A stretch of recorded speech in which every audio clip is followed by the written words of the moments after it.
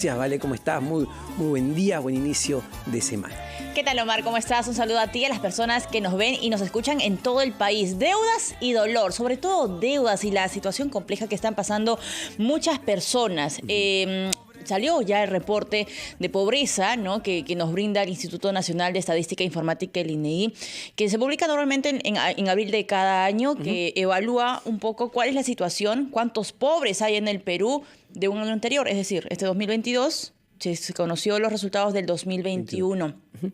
¿Cuántos pobres, cuántas personas se mantuvieron en pobreza? A pesar de que el año pasado, Omar, compañeros, amigos, todos, creció la economía un 13 y un poquito más, 13 y un cachito, 13.3% la economía peruana. Hay 8,5 millones de personas que se han mantenido en situación de pobreza. ¿Qué significa, Valeria, ser pobre en nuestro país? Que tus gastos, que tus ingresos, o que no puedas cubrir un gasto de 378 soles, que es básicamente la canasta básica que incluye alimentos y los no alimentos. Es decir, Vale, si yo al mes como individuo, ojo, no como familia, como individuo, gasto menos de 377, que es la línea que se establece, yo soy un pobre desde el punto de vista monetario. Monetario. Todavía esa lectura que siempre se solía pedir, ¿no? La pobreza o la medición de pobreza un poco integral no se hace, se mide la pobreza monetaria, que es lo que recoge la información del INEI, y sí, hay 8,5 millones de personas en el Perú que en esta situación de pobreza. Si bien es cierto, es mucho menor al 2020, que fue el primer año de pandemia, que fue el primer año de negocios económicos cerrados y con un golpe muy grande para la economía, sigue siendo la del 2021 todavía alta respecto al año prepandemia. Ojo, no hay, si bien es cierto, se ha reducido, no estamos recuperados al 100%.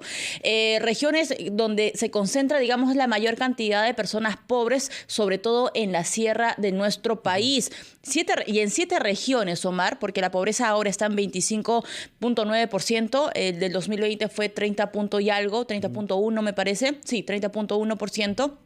Hay regiones, 7 en total, de las que hay a nivel nacional, cuya pobreza supera el 36.7 e incluso llega al 40%.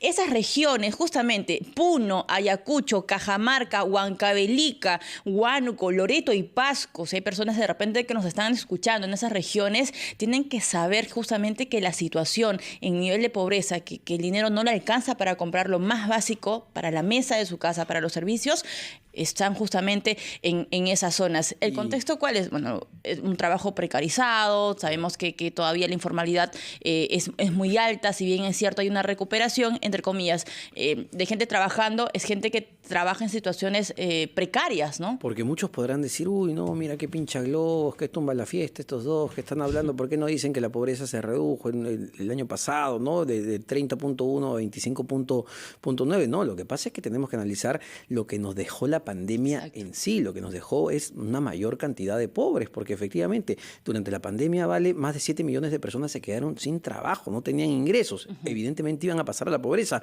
Se reactivó la economía, como tú bien dices, creció más de 13%, pero lo que tenemos es lamentablemente una sociedad empobrecida. Y hay otro dato que me parece lo tienes ahí sobre, no los pobres, pero las personas que están en riesgo de caer en pobreza, es decir, los vulnerables, que no son considerados pobres, pero por ahí alguien se enferma en la familia y pueden ser pobres. Exacto, son 11 millones, casi 11,5 millones de peruanos que en estos momentos viven en situación de vulnerabilidad. Como tú bien dices, ¿no? Alguien se enferma, alguien pierde trabajo, el papá, la mamá, la hermana mayor que de repente ha dejado de estudiar y está trabajando en algún puesto, qué sé yo, pierde el trabajo.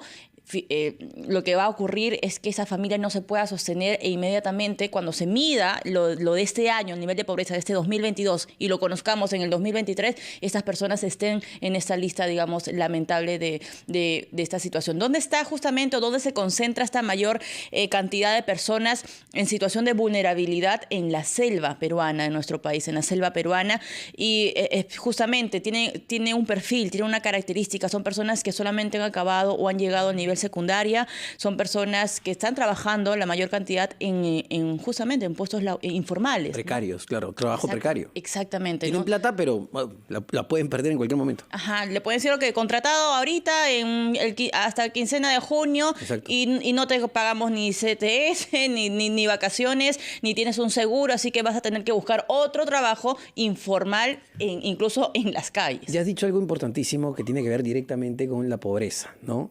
Trabajo, empleo. La única forma, y esto debe quedar muy claro, la única forma de reducir la pobreza en el país de manera sostenida en el tiempo es a través de la generación de empleo, porque es el empleo lo que le da ingresos a la población. Entonces, ¿cómo genero empleo? A través de la inversión privada principalmente. La gran pregunta, ¿se está haciendo eso?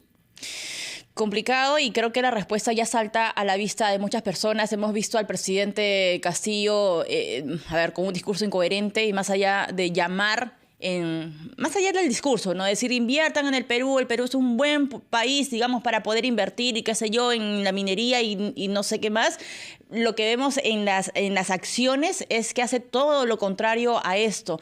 Ya hay incluso expectativas del BCR sobre inversión empresarial que se han resentido, ¿no? En el plano optimista hay muy pocos, y es porque los empresarios no están viendo con buenos ojos lo que está pasando en el país. Bien, un buen apunto de lo que hacía Omar sobre la creación de impuesto formal, ¿no? De impuesto que sea seguro para las mujeres, para los jóvenes que están saliendo en estos momentos de las universidades, que puedan entender o puedan tener un escenario estable en términos laborales. El propio ministro de Economía, Oscar Graham, en el último documento de proyecciones del MEFA, del Ministerio de Economía y Finanzas, prevé que la inversión privada va a crecer cero, que la inversión no va a crecer. Lo actualizaron.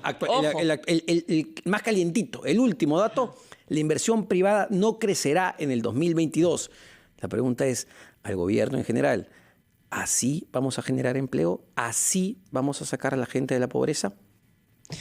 Sí, es una muy buena pregunta que debería responderse, y ojalá este tema se toque con mucha seriedad en las conferencias de prensa, porque se habla mucho fururú farará, ¿no? En las conferencias de prensa, muchos adornos, que sí, el pueblo, que la salud, ya, pero acciones concretas en materia económica y en materia laboral, grillos. Yo escucho grillos. La Asamblea Constituyente no se come, así de simple. Muchísimas gracias, Valeria, por toda esta información económica. Valeria Fuertes, editora de Economía de RPP Noticias. 1:00 PM.